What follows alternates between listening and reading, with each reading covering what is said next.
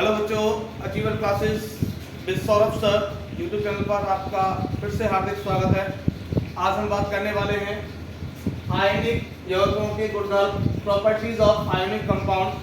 Last day मैंने बताया था कि आयनिक कंपाउंड क्या होते हैं। तो देखो, आयनिक कंपाउंड इज इक्वल होता है मेटल प्लस नॉन मेटल, मतलब धातु प्लस अधातु दोनों जब मिलते हैं तब जाके बनता है बेटा आयनिक यौगिक। जब धातु और अधातु दोनों मिलते हैं तब क्या बनता है आयनिक यौगिक। मतलब सिंपल डेफिनेशन क्या होगी, the combination of metal and non metal is called ionic compound. The combination of metal and non metal is called ionic compound. कि धातु और अधातुओं का मिलना, या फिर ऐसे बोलो कि धातु और अधातुओं के मिलने से जो यौगिक बनते हैं उन्हें आयनिक यौगिक कहा जाता है। फॉर एग्जांपल मैंने बताया था लास्ट डे, जैसे मैंने लिया KlCl3 जिसको बेटा एल्यूमिनियम क्लोराइड बोला जाता है। एल्यूमिनियम क्लोराइड बोला जाता है, एल्यूमिनियम क्लोराइड।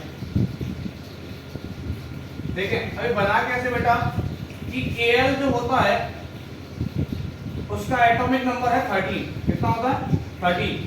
तो इन 13 इलेक्ट्रॉन होंगे इसमें। जब एटॉमिक नंबर 13 है तो इलेक्ट्रॉन भी 13 होंगे। अब इसको डिस्ट्रीब्यूट करें तो 2, 8 और 3, तो लास्ट वाले में कितने इलेक्ट्रॉन है 3।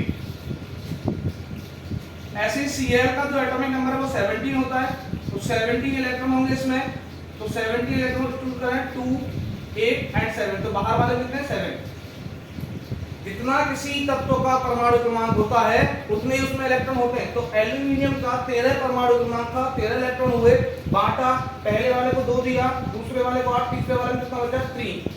अब ऐसे इसका 17 का परमाणु क्रमांक, तो इलेक्ट्रॉन कितने होंगे 17, बांटा 2, 8, 7, बाहर वाले कितने 7। तो आयनिक जब भी बनते हैं ना तो बाहर वाले कोष के इलेक्ट्रॉन ही भाग लेते हैं उसमें। तो इसके 3 इलेक्ट्रॉन, इसके 7 इलेक्ट्रॉन। हर तत्व अपने बाहरी कोष में 8 इलेक्ट्रॉन चाहता है।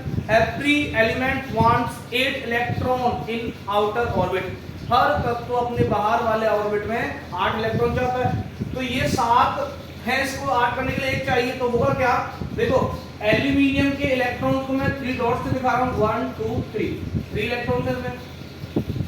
क्लोरीन के इलेक्ट्रॉन को मैं क्रॉस से दिखा रहा हूँ, तो Cl के पास 7 है, 1 2 3 4 5 6 7।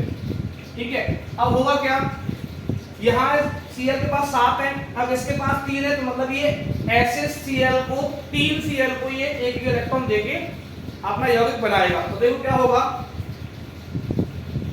इधर बताता हूं मैं आपको। तो ये Al, एक Cl, 1 2 3 4 5 6 7, एक Cl 1 2 3 4 5 6 7, एक Cl 1 2 3 4 5 6 7। तो इसके पास 3 इलेक्ट्रॉन थे, एक इलेक्ट्रॉन इसने इसको दिया, एक इलेक्ट्रॉन इसको दिया, एक इलेक्ट्रॉन इसको दिया।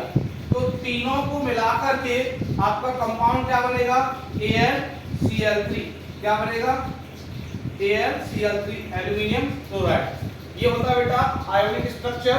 इलेक्ट्रॉन, ये जो क्रॉस है ये क्लोरीन का इलेक्ट्रॉन है, और जो डॉट है वो एल्यूमिनियम का इलेक्ट्रॉन है। तो ये था आयनिक यौगिक, मतलब वे यौगिक जो धातु और अधातुओं के मिलने से बनते हैं आयनिक यौगिक कहलाते हैं। The compound that is formed with the combination of metal and non metal is called ionic compound. For example aluminium chloride.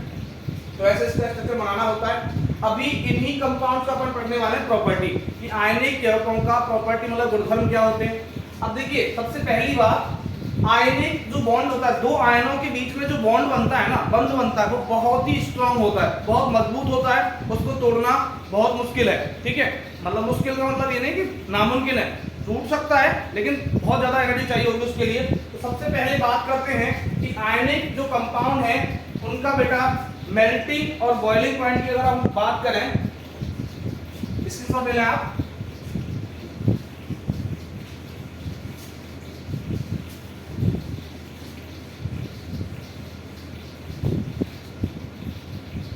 पहली बात, first property melting and boiling point,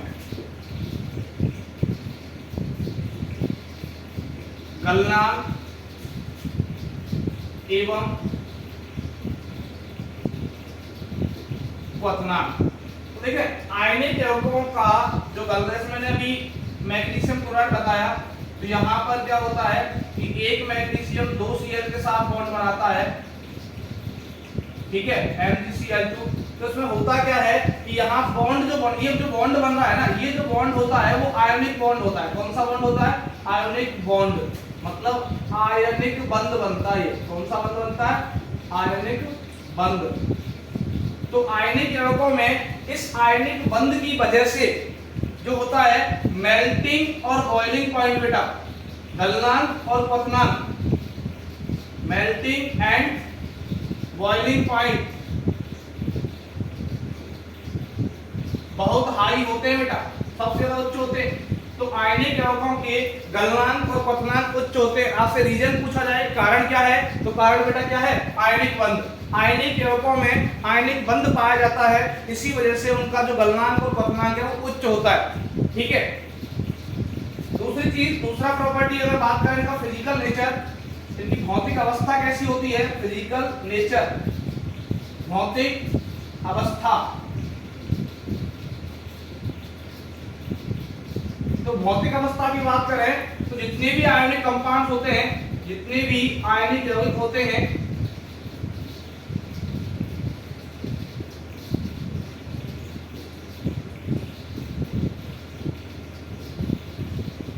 सारे के सारे क्या होते हैं? सॉलिड होते हैं। क्या होते हैं? सॉलिड, मतलब ठोस होते हैं। क्या होते हैं? ठोस। तो याद रखें बेटा, आयनिक यौगिकों का जो फिजिकल नेचर है, मतलब जो भौतिक अवस्था है, वो कैसा होता है बेटा? आयनिक यौगिक ठोस अवस्था में होते हैं। कौन सी अवस्था में होते हैं? ठोस अवस्था में। अब इसका भी कारण क्या है? क्योंकि इनमें आयनिक बंध पाया जाता है। कौन सा बंध पाया जाता है? आयनिक बंध, जो कि वेरी वेरी स्ट्रांग होता है, बहुत मजबूत होता है। इस वजह से इस सॉलिड स्टेट में होते हैं, मतलब ठोस अवस्था में होते हैं, क्योंकि इनके जो आयन है उनके बीच में गैप नहीं होता। और आपने 9th क्लास में पढ़ा हुआ है, फर्स्ट चैप्टर में, मैटर वाले में, अवस्था वाले में, पदार्थ की, कि ठोस अवस्था में कणों के बीच क्या रिक्त स्थान नहीं होता।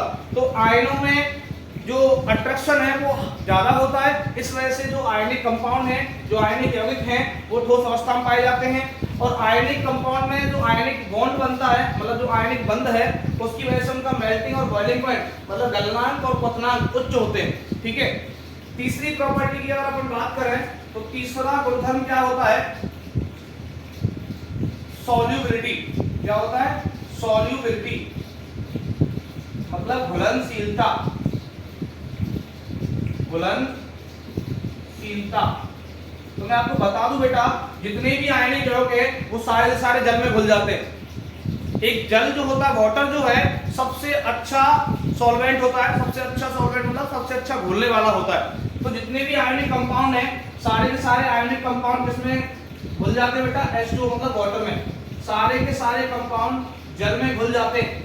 जितने भी आयनिक कंपाउंड है वो जल में घुलनशील होते हैं, याद रखना, और किसी में नहीं घुलते। क्यों? ऐसा रीजन क्या है इसका? क्योंकि जब कोई भी आयनिक कंपाउंड आप जल में मिक्स करोगे ना, वाटर में मिक्स करोगे, तो मिक्स करने के बाद उसके आयन जो है डिवाइड हो जाते हैं, मतलब प्लस वाला पार्ट अलग हो जाएगा, माइनस वाला पार्ट अलग हो जाएगा। तो इसी वजह से वो जल में घुल जाते हैं। लेकिन और कोई भी जितने भी सॉल्वेंट हैं, केरोसिन ऑयल हुआ, डीजल हुआ, पेट्रोल हुआ, उनमें क्या है, इनके जो आयन है वो डिवाइड नहीं हो पाते, ठीक है। तो याद रखना, ionic compound will soluble in water.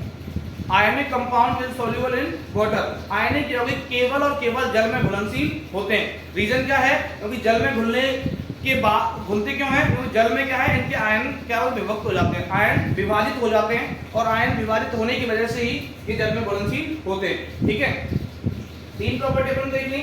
Next property 4th आती है बेटा, conduction of electricity. Conduction of current बोल देता हूं, इलेक्ट्रिक करंट, विद्युत धारा। अब विद्युत धारा का चालन होता है नहीं होता है?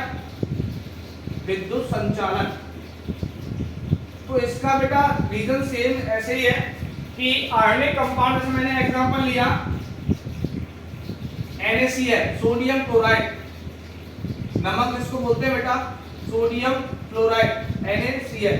अब सोडियम क्लोराइड NaCl में बेटा Na वाला जो पार्ट है वो प्लस का होता है और Cl वाला पार्ट जो है वो माइनस का होता है, ठीक है। तो इस प्लस और माइनस, प्लस का मतलब क्या है प्रोटॉन, ठीक है, और माइनस मतलब क्या है इलेक्ट्रॉन। तो इलेक्ट्रॉन का कंडक्ट होना ही क्या होता है, इलेक्ट्रिक करंट होता है ना, इलेक्ट्रॉनों का चलना ही क्या होता है, विद्युत धारा।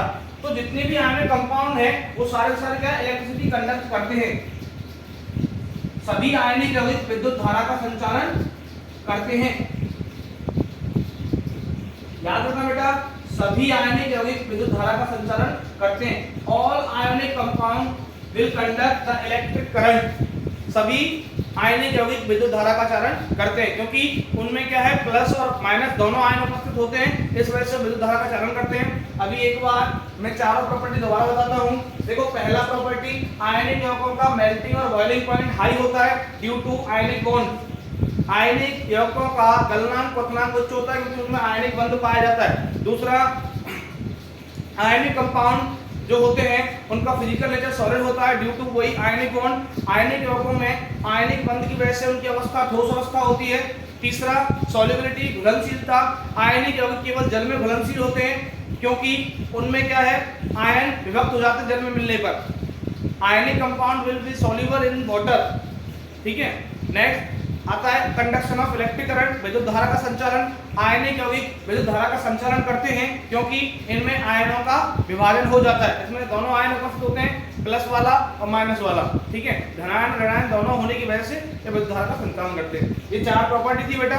और जैसे मैंने अभी AlCl3 का आपको स्ट्रक्चर बताया, ऐसे स्ट्रक्चर बनाने को आता है एग्जाम में, तो याद रखना, ठीक है। मोस्टली इसमें 3 एग्जाम्पल हम ज्यादा पढ़ते हैं 10th में, NaCl सोडियम क्लोराइड का, NbCl2 मैग्नीशियम क्लोराइड का और AlCl3 एल्यूमिनियम क्लोराइड का, ठीक है। ये 3 एग्जांपल याद रखना। फिर भी कोई डाउट हो तो कमेंट सेक्शन में कमेंट करना। अभी नेक्स्ट थोड़ा आगे बढ़े।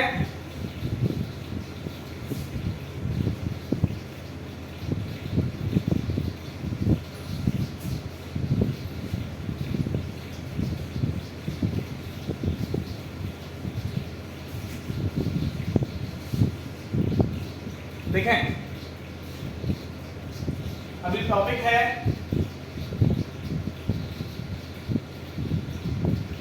Extraction of metal from ores, अयस्कों से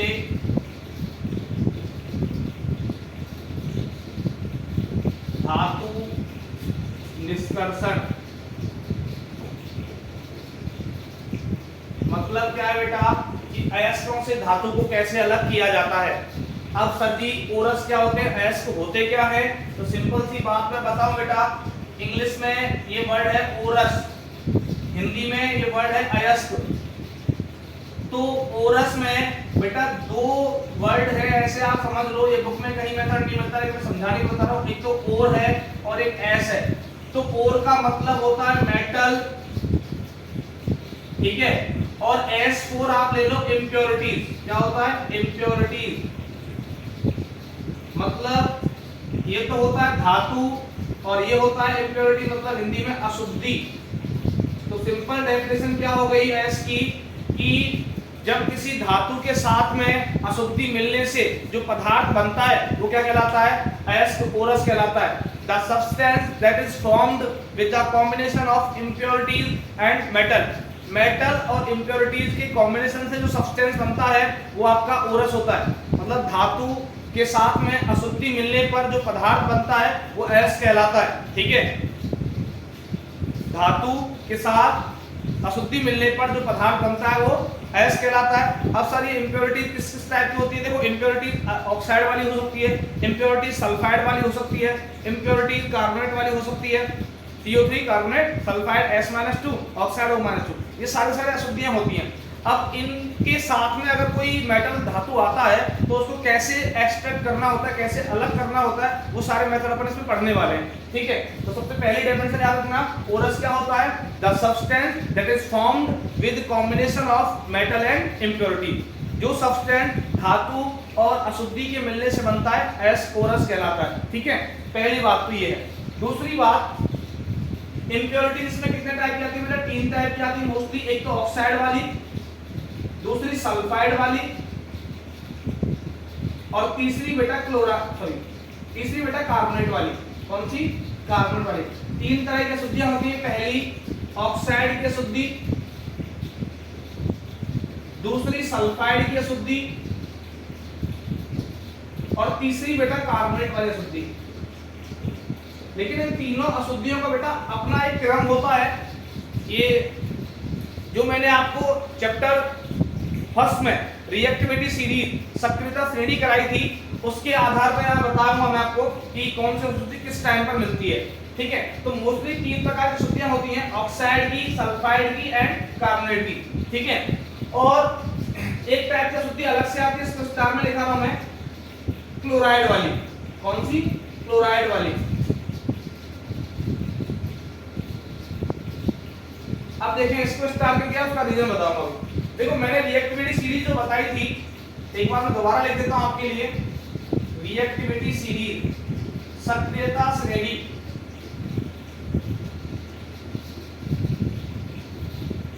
सक्रियता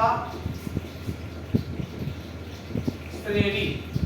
अब बेटा सक्रियता श्रेणी थी क्या, किस क्रिया का नाम है, वो बताने वाला हूं। देखो, के ना का मांगे आलू, जनता फिर भी पिएगी, हाँ क्यों होगा आगे सोना गोल्ड। बेटा ये डिसेंडिंग ऑर्डर है, घटता क्रम है क्रियाशीलता का। कौन सा क्रम है? घटता क्रम। मतलब ये 5 के 5 धातु जो है ये बेटा हाई रिएक्टिव होते हैं। कैसे होते हैं? हाई रिएक्टिव, अत्यधिक क्रियाशील होते हैं। ठीक है, पोटेशियम के, Na sodium, Ca calcium, Mg magnesium, Al aluminium, ये पांचों के पांचों धातु बेटा उच्च क्रियाशील होते हैं, उच्च क्रियाशील। इस वजह से इनमें बेटा क्लोराइड वाली अशुद्धि ज्यादा होती है। कौन सी? क्लोराइड वाली। ये बेटा हाई एक्टिव मेटल्स के साथ में होती है, उच्च क्रियाशील धातुओं के साथ में क्लोराइड वाली अशुद्धि मिलती है। ठीक है, दूसरी बात, Zn, Fe, Pb और H, मतलब जिंक, फेरस और ये क्या है? लेड। जिंक, आयरन और lead. Zn zinc, Fe iron, Pb lead. इन तीनों के साथ में बेटा ये मीडियम रिएक्टिव है। कैसे हैं? मीडियम रिएक्टिव, मध्यम क्रियाशील। अब ये जो मध्यम क्रियाशील हैं, इनमें बेटा आपकी सल्फाइड वाली अशुद्धि होती है और कार्बोनेट वाली होती है। एक तो सल्फाइड वाली होती है और एक कार्बोनेट वाली होती है। ठीक है, अब बच्चे बेटा जो लो रिएक्टिव हैं, ये Hg, AgCu, ये भी मीडियम रिएक्टिव आते हैं, 4 5 और 6 ये भी है, कॉपर तक आता है। ये जो है ये लो रिएक्टिव है, लो रिएक्टिव, कम क्रियाशील। कौन कौन से? Hg मरकरी, Ag सिल्वर चांदी और Au गोल्ड सोना। ठीक है, ये 3 बहुत कम क्रियाशील होते हैं। तो इनमें जो अशुद्धि होती है लो रिएक्टिव वाला में बेटा ऑक्साइड की होती है। कौन सी होती है? ऑक्साइड वाली। ठीक है, और ऑक्साइड से मेटल का जो एक्सट्रैक्शन है, धातु का जो निष्कर्षण है ऑक्साइड वाले अशुद्धि से बहुत आसान है। आप जानते हो, चैप्टर 1 में आपने पढ़ा है, रिडक्शन करा दो, ऑक्साइड अलग हो जाएगा और मेटल आपको अलग मिल जाएगा। कि जब भी किसी मेटल के साथ में ऑक्साइड की इंप्योरिटी होती है तो आप रिडक्शन करा के उसको अलग कर सकते हो मेटल को। ठीक है, मतलब जब धातु में ऑक्साइड की अशुद्धि मौजूद होती है तो उसका अपचयन कराने से ऑक्साइड अलग हो जाता है और हमें शुद्ध धातु मिल जाती है। तो जो ये जो ऑक्साइड वाली इंप्योरिटी है वो लो रिएक्टिव मेटल में मिलती है, सल्फाइड और कार्बोनेट वाली जो है वो मीडियम रिएक्टिव में मिलती है, और जो क्लोराइड वाली इंप्योरिटीज है